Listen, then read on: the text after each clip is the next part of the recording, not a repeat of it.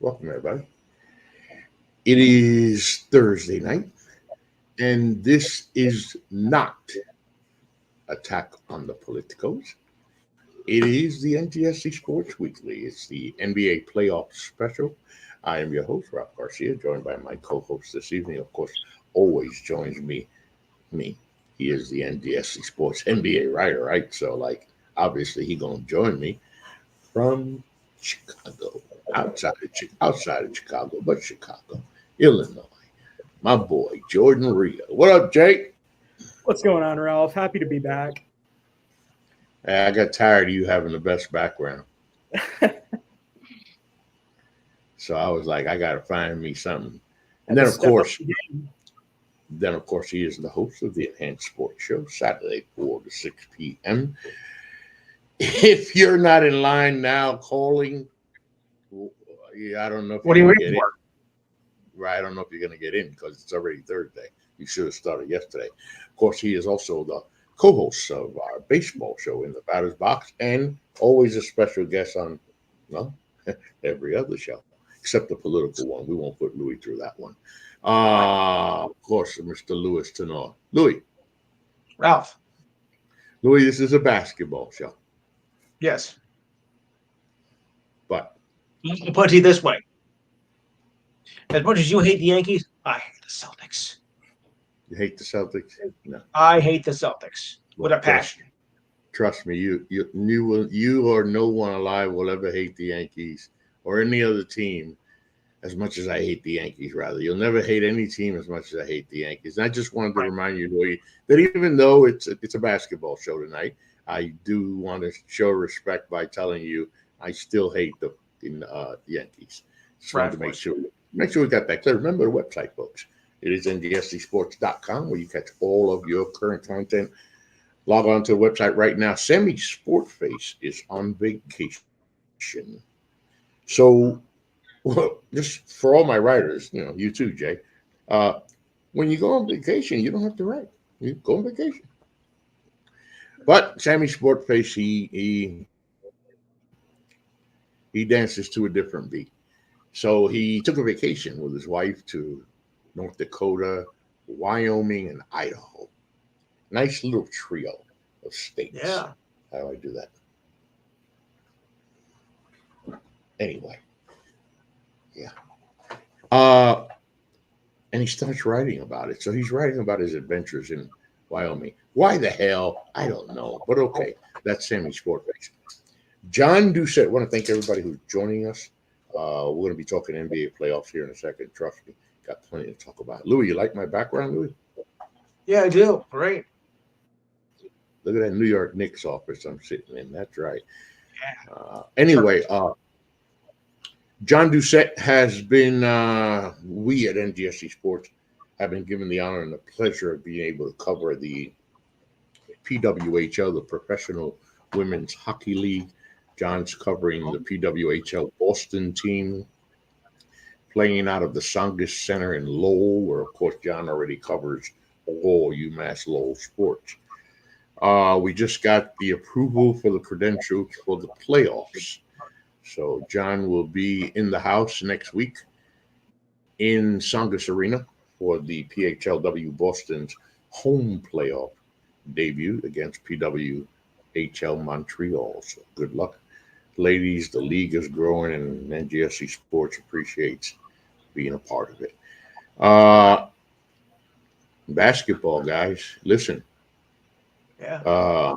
I joke a lot, I joke and play a lot, but Jay, you know this. Louis knows this more than you. So I just turned 61 this March, but I've been a Knicks fan for like 75 years, and I remember being a 7-year-old boy, 6 years old, and the New York Mets won the 1969 World Series. And my dad listening. I don't remember if we were listening to it on the radio. I know we had a TV. I believe we had a TV in 1969. Don't quote me. Yeah, Jay, there was a time where families did not have TVs in their home, a whole bunch of them too. Uh, but the Mets won the World Series. It was really big. They called them the Miracle Mets. You remember Louis, the Yeah. Miracle Mets, 1969. Well, I was only an idea then, but I do know of Oh, it. okay, Louis. Okay. And the following year, of course, in the 1969 NBA season, 70 season began, and lo and behold, the New York Knicks find themselves in the NBA Finals, and they win their first ever NBA championship as the New York Knickerbockers. I was 8 years old, 7. Some of my friends couldn't understand my how crazy excited I was. I Yeah. was it was like that. Like you're supposed to be thinking about the toys, and the horse we have, and that toy cowboy set. Uh, That all I cared about was the New York Knicks had just won the NBA title. Couldn't wait till 1971, but an NBA title didn't come. And in 1972, an NBA title didn't come. But in 1973, 3. the New York Knicks beat the crap out of the Los Angeles Lakers. I believe they swept them, as a matter of fact. If not, No, 5-6. No, 5-6 games. I think it was 4-2. 4-2 to win their second NBA title. I was 10 years old. Jay, I couldn't wait for 1974.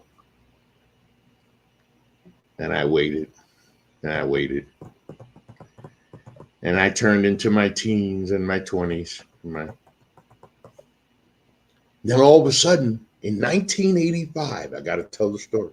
In 1985, the greatest thing that could have ever happened to the New York Knicks, win the number 1 draft pick. And with that draft pick came the coveted prize, Patrick Ewing of Georgetown. Number Jay, I'm 33. gonna tell you something. I'm gonna tell you something, Jay. I knew. Yep. Yeah. We going to the promised land. Going to the promised land. We got Patrick Ewing. We're gonna build around him. And lo and behold, the Knicks became a power. And the garden was lit. But that championship never happened. No. 51 years later, it is the 2024 NBA playoffs. But I want to take you back before I give it to you, Jay, because I want you to really start this so I can chime in behind you guys. I want to take it back to Louis, you understanding what it is to be a Knicks fan, you understanding the temperature in the I got goosebumps. The temperature in the tri-state area when it comes to the New York Knicks. They don't call it the world's most famous arena for nothing. Not at all. When the house is packed and the team is winning, I promise you, Jay, there are very few places on planet Earth that you'll go and have more fun than Madison Square Garden. That's right. Only problem is we kept trying to get a star, right? And ended up with the Amari Stoudemires and Stephon Marbury. Recently, we ended up with a guy named Julius Randle. No disrespect to you, Julius Randle, because you are a bowler. You are a bowler.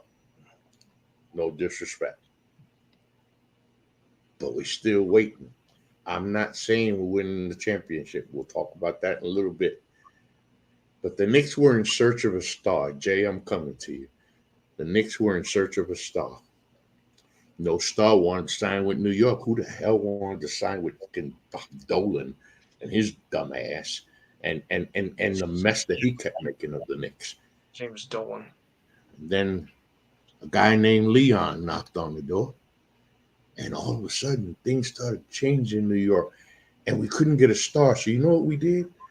Hey Louis, we went out. We got this guy from Dallas, right? This backup point guard. This kid named Jalen Brunson. I remember his daddy, Rick Brunson, in the NBA playing. Yep. So do Hard, I. never to be a star, but hard nosed, tough player, Jay. Tough player, man. He gave you That's what you minutes. need. He earned his minutes on. His daddy earned his minutes on the floor. All right, Jay. Here goes. All of a sudden, the trade is made. Jalen Brunson is signed. He comes to New York. Holy shit, bro.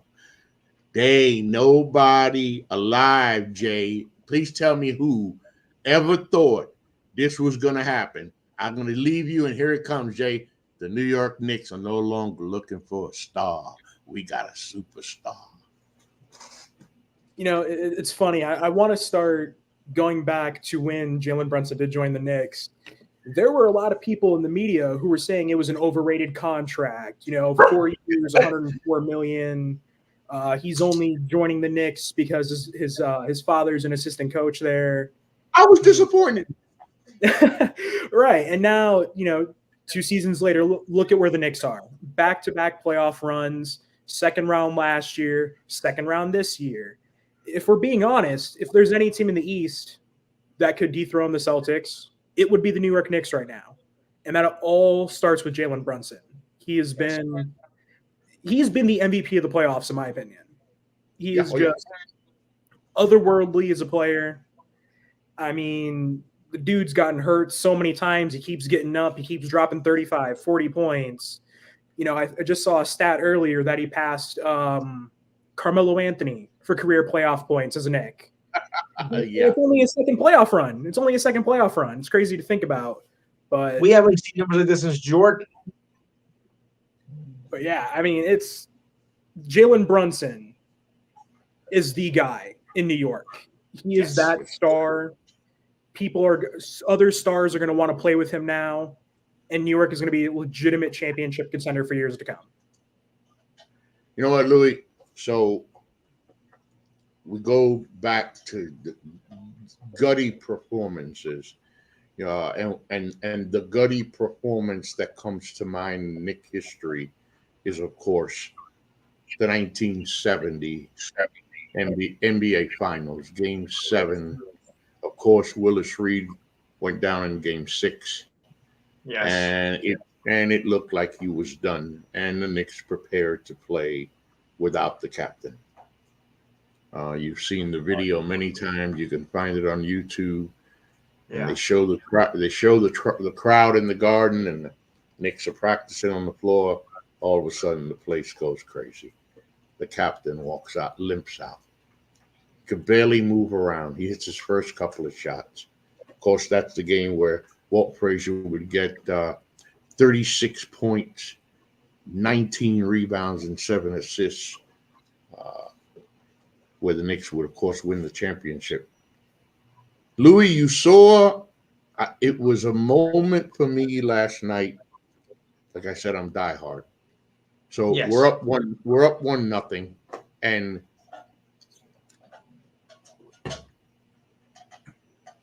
sometime in the late in the first quarter, Jalen Brunson comes up hobbled. It looked. Yeah. My wife asked me what happened. I said, looked like somebody kicked him in his nuts. Look that way, didn't it? He was holding his groin, so I was like, oh man, okay, well, you're gonna shake it off down the court. He'll take possession or two. Right. He'll be all right. Then all of a sudden he was gone, Louis. He doesn't come back. Louis, I want you to talk to me about that moment for you, for Knick fans, because for me at that moment, I'm like, wow, it deflated. Because we know without Jalen, we're no good. Louis, go. I'm like, we're screwed. I mean, we lost Brunson, we lost a few other players. And like, if we keep losing these players, our series gonna be over just like that. I mean, the injury to Brunson, that was, that could have been the backbreaker right there. If he would have been out, with the serious injury that game, that could have ended our season right there. But he came back, despite the injury, and we won, and now we're being in control back in the series now. So what looked like was going to be a dark moment for this team, I think we got some life in it now. Thank goodness. But the Knicks have got to stay healthy. We can't afford to have too many more injuries on these team players because when you're a train wreck of a team, how are you going to win? You can't. That's the problem right now because, of course, now not too long ago, OG Anunoby has been ruled out Okay, yeah. for Game 3. Jalen Brunson is questionable. Mhm. You know what? You know what, Jay? I don't. I don't know where he's at. I don't. None of us know where Jalen Brunson is, how much he's hurting, Yeah. what he's gonna need. But dude, he leaves. He has 5 points. I just heard Charles Barkley say, or Shaq, one of them say in the pregame, he's not gonna score 40 tonight. So I was like, oh yeah, and he Oh, had yeah. 5 points. And even before he got hurt, Jay, he had those 5 points. You were already thinking, you're right. I don't think this is going to be a 40.9. And so he gets hurt. He misses the entire second quarter, and I'm dejected. My wife's like, we got a whole second half, baby. The other guys are going to come through. I know. And then I turned to her and I said, you know what? What if he come back? What if he come back the second half? I don't know. Jay, he comes back, and you see how tentative he was in those first several possessions back and forth up and down the court. I don't know what happened or what they did. I was thinking somebody should just give him a shot. You know what I'm saying? Turn around, bend over, and let me just give you a shot. But 24 of his 29 points in the second half. OG went down. When OG went down, again, it was like, damn. And yet, I don't know what's gotten into Brunson. And the best part, Jay, is it's not just Brunson. It's everybody feeding off of it. The three Villanova boys are losing their mind. Yeah, no, definitely. Shout out to the Villanova boys. I mean, Josh Hart, he's an absolute dog. Okay. Yes. A lot of people comparing him to Jimmy Butler, especially when Jimmy Butler was coached by Tom Thibodeau, basically playing the entire game. I think it was 2 games in a row now where he's played all 48 minutes. I mean, he's a beast, exactly. And then you got Dante DiVincenzo. The dude's making clutch plays at the end of the games, clutch threes. I mean, the dude was with Golden State last year. Where do you think you learned that from? Right. And then you got okay. Exactly. Then you got guys like Isaiah Hartenstein, Precious Chua, OG before he went down. They're all contributing to the Knicks right now. And, like you said, they're just dominant right now. And Hartenstein. You're right about Hartenstein, dude. He came within a few assists of having a triple double. Right. And the craziest thing is they're doing this all without Julius Randle. So they're this imagine if this team was healthy. Right. Mitchell Robinson, Julius Randle there. Like I said, they're going to be a contender for years to come, and that's an absolute fact. Yeah, it is. And you spoke about Hartenstein, man. What a pleasure. Not just Precious came through. You could see that the pressure was going to be on him. He responded. Of course, Hart has been a machine. Even Chenzo, again, I heard somebody say this. You got these OG, Jalen, Josh, and Dante. These 4 guys that appear to be playing the best basketball of their careers on the same team at the same time. Just wish they were healthy because I just heard Stephen A. They were talking here on the NBA countdown before the Boston-Cleveland game. Somebody there said it right. It really doesn't matter what they're doing, and you got to be proud of these Knicks, Louis. New York has got to be proud. The tri-state area has got to be proud of these Knicks, but you can't win a title injured. You can't win a title injured. So I'm being realistic. How do we get past? We're going to get past Indiana. Indiana's not going to win 4 out of the next 5 games. No. But okay, let me rephrase that because I don't want to be the guy who said that so definitively. And then Indiana shouldn't win 4 of the next 5 games, but you're not going to get past Boston Celtics like that. So No. Let's be real about that. Now, as we move along, New York Knicks, right? Boston Celtics, Los Angeles Lakers, the Miami Heat.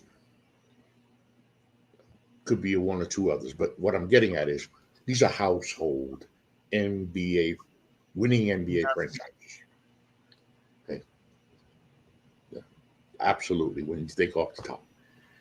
When the New York Knicks are playing good basketball, the NBA is great. We can agree to that. I mean, the league is great.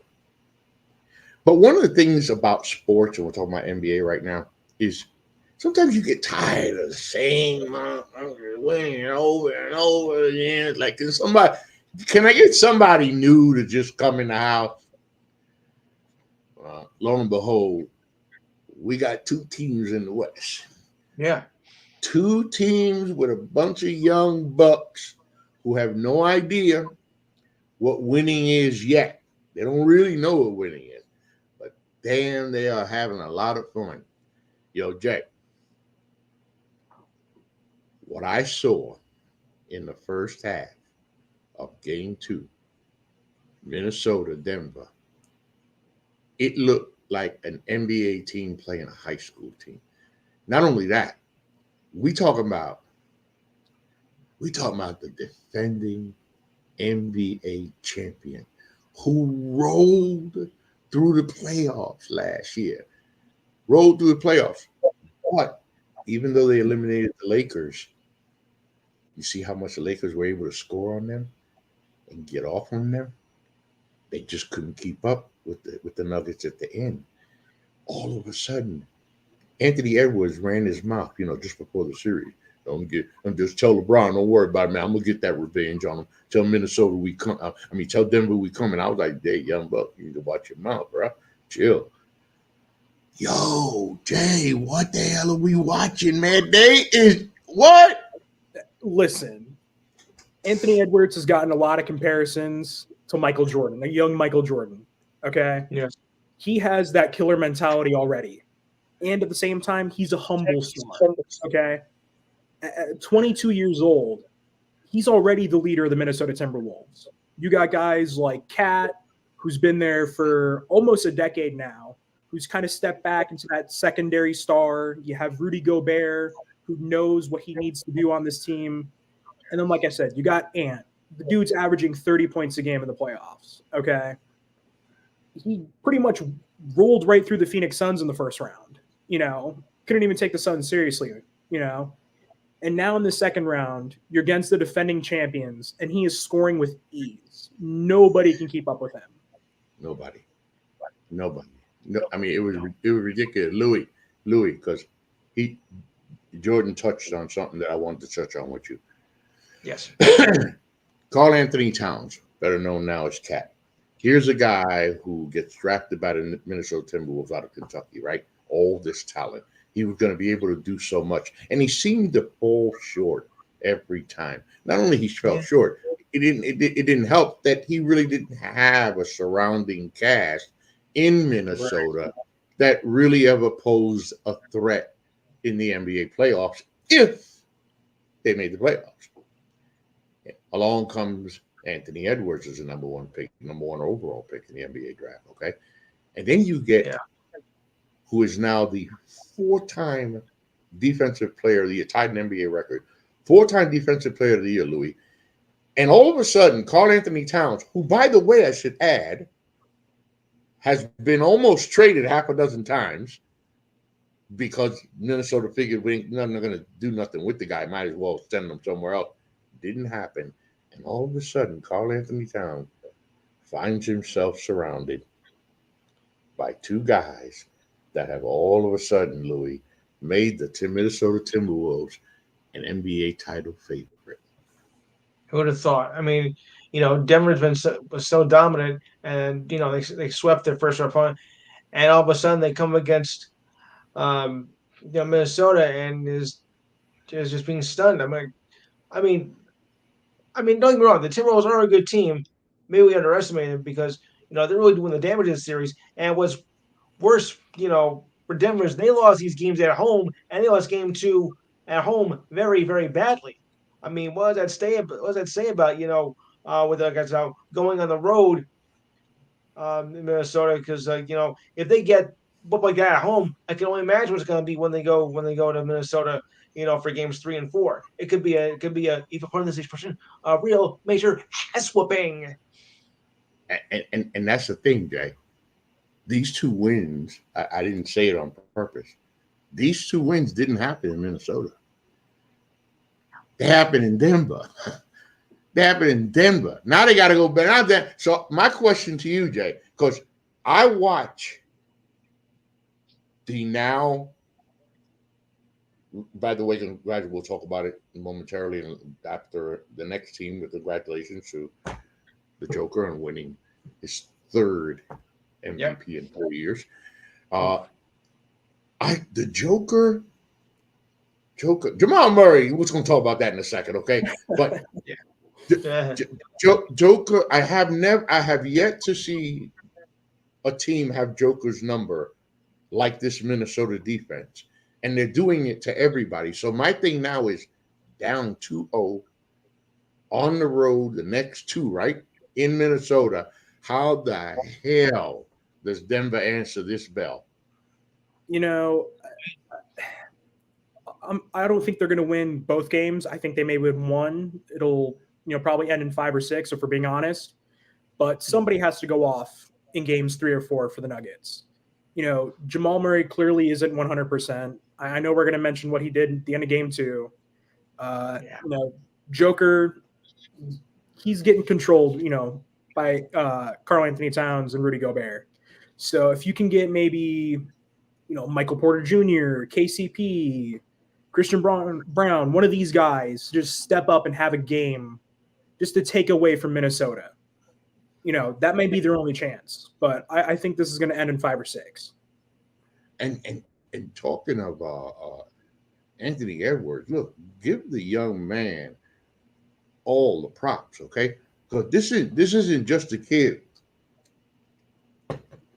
who's talking. The boy can hoop. The boy can hoop and hold his own. Plays a complete game. And I'm happy. Like I said before, we went into Minnesota. I'm happy to see the Timberwolves doing well. Again, let me go back real quick to the Lakers and just say this about the Lakers. How you have LeBron James and Anthony Davis on the same team, and you're not playing for NBA championships, and I'm not knocking either one of them. None of them. I'm just saying, Jay, how do you have Anthony Davis and LeBron James on the same team and you're not competing with NBA championships? I don't get it. There were a lot of injuries to, the Lakers, and it really wasn't LeBron and AD. It was really everybody else. I know one of their biggest absences all year was Gabe Vincent, who I think he played maybe like 20 games, if that. That was kind of their marquee signing last season, I believe, with the mid-level exception. He didn't do much. Christian Wood was gone. Jared Vanderbilt was out. Then you have D'Angelo Russell, who pretty much disappeared in most of the games. Austin Reeves kind of disappeared here and there. So, it's kind of we're heading into a new era of the NBA where these superstar duos are kind of fading out. You kind of have more deep teams. So they were outmatched. They did play well. They were able to, outscore Denver most of the time, but it just caught up with them. And with LeBron being almost 40 and a lot of questions about what he's going to do next, who knows if the Lakers will be a contender next season? Who knows if LeBron will even be in LA next season? As long as he doesn't go to New York, LeBron doesn't go to New York, I'm cool. I don't want him. I don't want him there. Yeah. Nothing against him. Nothing against him. But one of the things that I respect the most about the greats, and he is one of the greats, but the greats of my time and before, when they got drafted by a team, they played for that team. win or lose.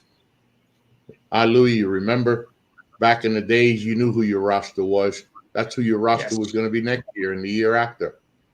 Mm-hmm. Now, you don't. We're already talking about where James is going to next. What's that going to be? His fourth team? Yeah. So Cleveland twice. Cleveland twice. Miami, LA. Who else? LA. Who? Let's see. We had Cleveland, Miami, LA. That's it. Okay. See. I'm not even trying to be funny. He done it so many times, enough times for me that I don't even know how many times he done it, right? And by the way, this super team shit, that don't work for me, man. But anyway, back to the subject at hand. Look, congratulations so far to the Minnesota Timberwolves. What this team is doing right now is freaking insane. Phenomenal. I mean, thoroughbreds. And you talk about thoroughbreds. Yo, OKC ain't no joke. Nope. They putting up like 115, 120 a night. And just like, it is stupid. And we'll get to our next topic will be the MVP talk. But the fact that we even have to, okay, let me save that for the MVP talk. Shai Gilgeous-Alexander, Chet Holmgren, Jalen Williams. That's the three, right, Jay? Those are the three on the team. Okay. Yeah. By the way, shout out to Jalen Williams because my brother, Chet was supposed to do what he's doing.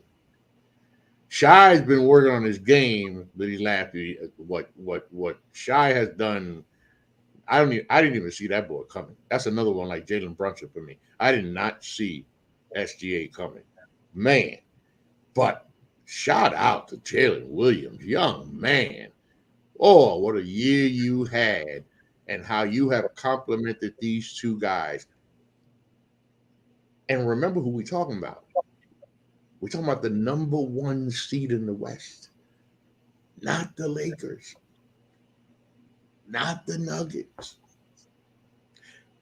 not the Timberwolves, but the Oklahoma City Thunder. Louis, I'm going to go to you first. It is such a pleasure to watch again that you see the new blood in the league. But how exciting basketball is in Oklahoma City again. These boys can really play. They do. They come to play. I mean, they were the tops in the West all year and showing. And they're just cruising along. In these playoffs. This team is no joke. I mean, look, you got the Joker who's got one of the best players in the league. How can you go wrong with that? I mean, he is carrying this team, and I think it's going to carry him all the way to the finals. This team is something else. Yeah. I mean, you got a good point. Got a good point there, Jay. That you would have to think that Oklahoma City, obviously one of the favorites, they would have to get through the Minnesota Timberwolves in order to make it to the NBA Finals. And when I say that, Jay, that sounds so sweet when I say, by the way, television people ain't going to like it. But the Western Conference Finals, the Minnesota Timberwolves and the Oklahoma City Thunder, not exactly what television planned in the West, but you go back to game one against Dallas. And by the way, y'all know, Jay, I talk all kinds of shit about Kyrie. I'll be the first one to bury Kyrie in a minute because he done said some of the dumbest shit I've ever heard out of the mouth of an athlete. But there's never been a question about the boy's talent. The fact that how I don't even know how he dribbles a basketball. That doesn't even seem real. How he can, his handles are stupid. And he's had a great year, and finally it looks like he's found a mate he can work with in Luka Doncic. And yet, in game one, Oklahoma City comes out and scores 62 first half points on their way to a 117-95 ass kicking. Yes. Dallas. It was never Jay. It was never a game. I'm not one for excuses when it comes to these players, but they just had a really bad performance. I know the biggest piece of Dallas is obviously Luka Doncic. It's clear he has some sort of injury. He's not right, and he just seems to be playing through it. And the longer he plays, the more complicated it's going to get. The more that injury is going to affect him. So I don't see this series going long due to that. But as you mentioned, Kyrie, he's been great so far in these playoffs. If Luka goes down, I don't know if Kyrie could do it alone, especially against this young OKC team. But Dallas, they had an easier first round, especially with the Clippers not having Kawhi. But OKC, they have Dallas's number right now. Yeah, and they got a game 2 is tonight. Oklahoma City, Dallas at Oklahoma City. I looked through the box score, man, and you see here's the Thunder and what makes them so good, because it's not just the 3 guys.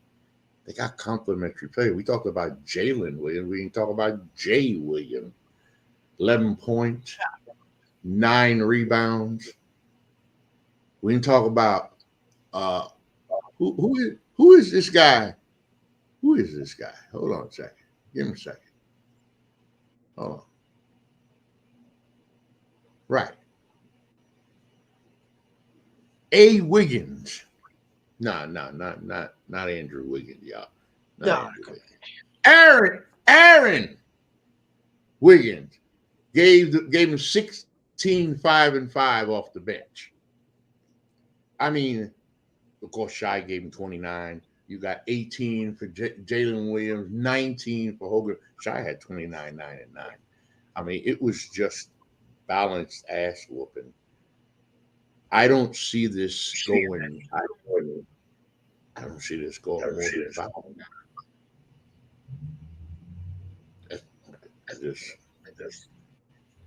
Unless Dallas somehow, some way can pull off 2 at home, they're not going to beat Oklahoma City at home. But anyway, like I said, man, it is good to see the young blood in the NBA playoffs here, to see these young guys playing. In the end, though, before we get to the awards talk, Jay, in the end, is anybody going to stop the Boston Celtics? The only team that can stop the Boston Celtics is the Boston Celtics, if we're being real here. You heard that, Louis? No, wait, what about the Thunder? What about the Thunder? I think the Thunder could beat them.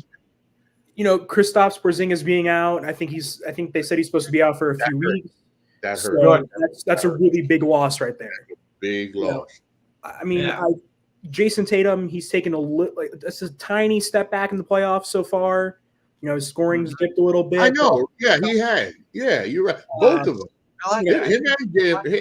Both of them. Right. And then you have somebody like Derek White, who I know Derek White gets a lot of love from Boston fans and the media, but he's stepped up in the playoffs. And he was one of those pieces, kind of like Aaron Gordon when the Denver Nuggets traded for him. He could be that piece that could make them a championship team.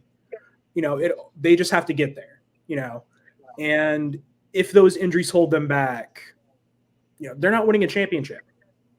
New York has a chance if they can get healthier. I know they're not 100%, but if they can get that's healthier, what's killing me right there. Yeah. That's the part killing me. That's the problem. You said it. You look at the Boston Celtics, you see a step back from Brown and Tatum. That's the hell, Ralph. Come on, old man. From Brown and Tatum. You lose Porzingis. Yeah, I like the way White's playing. I do. But the Celtics are not complete. They're not. They need Porzingis to win this title. They really do. That was a great pickup for the Celtics. He just fits right in for me in a Boston Celtics uniform. And Louis, this is where I was like, damn it. If we were healthy, of course, yes. we didn't know we were going to have this type of team. because nobody knew Brunson was going to blow up like this. Nobody knew Josh Hart was going to have a career year. Nobody knew Dante DiVincenzo was going to have a career year. But having said that, add the guys and no injury. Wow, what a chance it would have been. Yeah. But now we have hope for next year.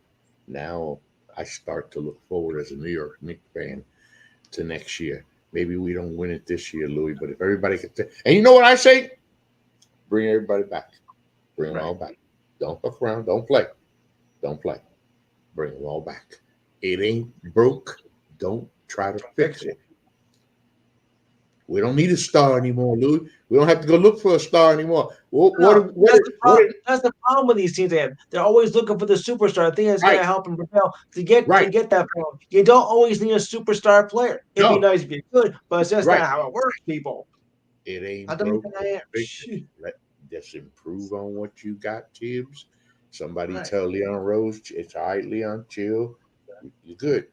You don't have to worry about getting no LeBron or Giannis or nobody. This is Jalen Brunson's team, period. And DiVincenzo. Don't mess with it. And the crew. Now, who's the other guy? Malcolm Brogdon or Bridges, is it? He played with them in Villanova, too. Mikal Bridges. Mikal Bridges. Yeah, he played with them, too. Okay, if you can bring him on, to play with his boys again, because the boy is good. He'd be a good addition off the bench. Go ahead, bring him on. That's okay. Other than that, don't. So, the Joker wins his third MVP in 4 years. Now, let me start it off by saying this, because we can make arguments, right? And that's what we'll do. But he is the MVP. I mean, he is. I don't know how to say it any other way, people. I'm disappointed. I wanted SGA to win it. I didn't see anybody else even close to these two guys. You think of what SGA did. The kid is, 24, 25 years old. He's playing with some other young 20-year-old, Chet Holmgren. Holmgren just started shaving. Come on, man. These are little kids they playing with. And led them to 57 wins and the top seed in the West. Man, that and you talking about you throw Shy in a lineup on the court, you got 30. So whatever the over-under is, you can take 30 off of it right there. Because he's gonna give you 30. But Joker's the MVP. When I saw the MVP award be announced last night on TNT, I know the biggest thing to come out of that was Shaq basically saying, Joker, I'm happy for you, but SGA should have won. And just kind of looking at their side-by-side stats, yeah, SGA does have some stats that are a little better than Joker, mainly the points, steals per game, free throw percentage. But first of all, they have the same winning record. You can't make the argument for the best player on the best team because they're both the number one. Well, they're tied. Right. Technically, you're right. Yeah. Right. But, both played more than 75 games. Both can be depended on for a certain amount of points every night. Both are the leaders of their team. And those teams clearly do not play the same without them. Just kind of got some stats here. OKC was 2-5 without Shai Gilgeous-Alexander this season. Denver was 2-1 without Joker, So even then, still really good teams without their star players, but it's very tough. I think what it comes down to is voter fatigue. Joker's been in the MVP conversation, the last 5 years, if we're being honest. I believe, last season he was second. I think he won as the 6th seed the year before. So I think fans, media, they're getting tired of Joker winning the award. But when you're just that good, you're going to be in the conversation. Listen, Louis, he got 79 first place votes to Shai's 15. Not even close. The vote, as they say in America, the voters have spoken. And he is, when it comes to overall game, But there is an argument. You know what? You can make an argument for Anthony Edwards being the MVP Sure. after all he's done for Minnesota. You could make an argument for Jalen Brunson for MVP. Look at what the hell he's done, not just for himself, for the New York Knicks, for the whole organization, for 9 in a row back in January, sure. entire city of New York. But, what say you, Louis, on the MVP? Yeah, I mean, first of all, 9 in a row back in January, he could have been a good case for it. But I think everybody's heart was set on Joker this year after only placing second last year, and of course he had incredible numbers. So I'm not surprised that Joker got MVP at all. It doesn't surprise me. What is a little surprising, I think, though, is Rookie of the Year, because Victor Wembanyama. Okay, I'll give that he's a good player. Not great, but he's good enough. But it was such a crappy team that only won 20 games this year, and I always thought it would take more than just individual efforts to get Rookie of the Year. I thought it more than that, because I think maybe Chet Holmgren was a little bit more deserving than Wembanyama to get Rookie of the Year, even though technically it's not Holmgren's Rookie Year, because he was supposed to play last year but didn't because of injury. So this would probably count as his Rookie Year. So there's been a lot of controversy about who deserves it. I say Wemby would. I say that Holmgren should got Wemby. Yeah, he's still got some work to do. I'm gonna tell you, Jay. Number one, I was waiting to see what we would. Louis, you got another show you're gonna do? 8 o'clock with Bradley Walker. Yeah, in just a minute. All right, Louis, if you want to get out of here, go ahead and get yourself set I up. got 7.5 minutes. I like this guy. See, I love Louis. He's committed. You're not really set up yet anyway. All right. Well, we're gonna finish this up now. Yeah, Jay. My question about Wemby was I need to see this little skinny twig play ball in the NBA, man. I need to see what was gonna happen when he got banged on. I mean, I don't care where you played, France, Germany, you ain't played in the NBA, right? You ain't showed me nothing yet. Well, you know what? He showed me, Jay. He got some skills. He got a lot of learning to do, obviously. Yes. But he got skilled. I'm not impressed with the blocks, because when you're like 11'5", you're supposed to block everybody's shot. But yeah. I like it. No, I like what I saw, Jay. Man, what you think, man? Unanimous Rookie of the Year? It's really tough to say. I think the argument that can be made, if this was any other season, Chet Holmgren would have been Rookie of the Year. But Wemby did have a little bit of a slow start. Things kind of got a little more settled in San Antonio. You obviously got Pop as head coach. So I think Wemby definitely improved. He's already a superstar in the league, even though he was just a rookie. I think obviously, you get another piece around him, another superstar, then we can talk about other awards. But Rookie of the Year, I think it was kind of inevitable. He's this phenomenon coming out of France. Everyone was so hyped, biggest prospect since LeBron. It was just going to happen that he was going to win Rookie of the Year. And the hype surrounding him. So push himself. Congratulations to Victor Wembanyama, the NBA Rookie of the Year. And we'll see, where he takes San Antonio, because none of that makes a difference. So Louis, you'll go first, so you can get out of here. Louis, final thoughts? Yeah, well, like I say, the Knicks have shown why they're in the playoffs. I mean, you got Jalen Brunson, of course. And despite the injuries, though, I think we're holding our own. This series I think we can do, but it's going to be a little bit tough trying to get through that team. I will not mention for obvious reasons, but other than that, we are holding our own and we're making every effort that we can. Let's just keep it up. It's not over. It's not over yet. I mean, even we get to play against Boston, it's not over until we lose 4 games, and we're not going to go down that easily. Louis, you and Bradley and the guys enjoy your show. Please remember, of course, very important, that I will always hate the New York Yankees. That will never change. Just want to make sure you understand. Louis, watch yourself. Watch yourself, Louis. Jay, Yeah, final thoughts. I mean, this playoff run has been very interesting so far. I think what it's going to come down to is basically the last team standing. Pretty much every team has some sort of injury, and at this point, it's who can stay healthiest the longest. So, That was you just led into my final thoughts. Uh, the Los Angeles Lakers, the Miami Heat, the Milwaukee Bucks, uh, teams made the playoffs dealing with injuries. Uh, to all of them injuries, but even though the AD or LeBron were playing, they were dealing with injuries anyway. Giannis goes down. Bucks got to play without him.